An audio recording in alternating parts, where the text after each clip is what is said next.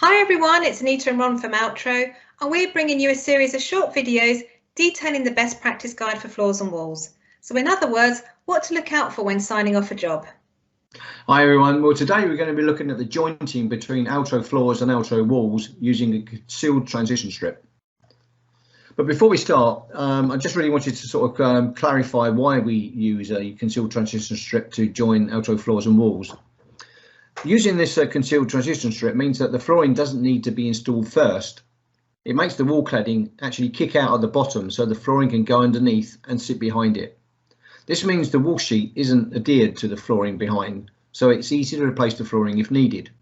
This type of transition means that any water runs down the wall and onto the flooring rather than hitting the join.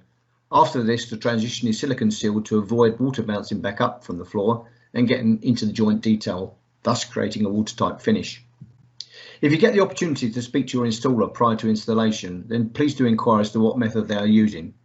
So bearing this in mind, let's take a look at a bad joint between Altro floors and Altro walls. Okay Ron, so what are we looking at here? Well, this is showing flooring that has been unevenly cut to meet the wall sheet, and the recommended concealed transition strip has not been used. And why is this demonstrating bad practice? This is not a sealed system.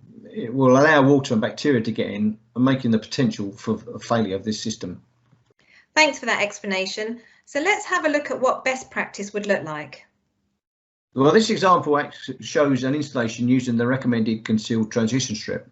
The wall is overhanging the floor and is sealed with mastic. And why is this best practice?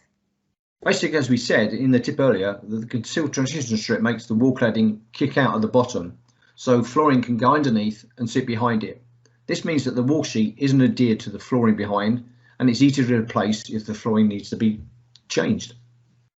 Any water will run down the wall and onto the flooring rather than hitting the joint. The silicone seal will avoid water bouncing back up from the floor and getting into the joint detail. The overall effect is for a watertight finish.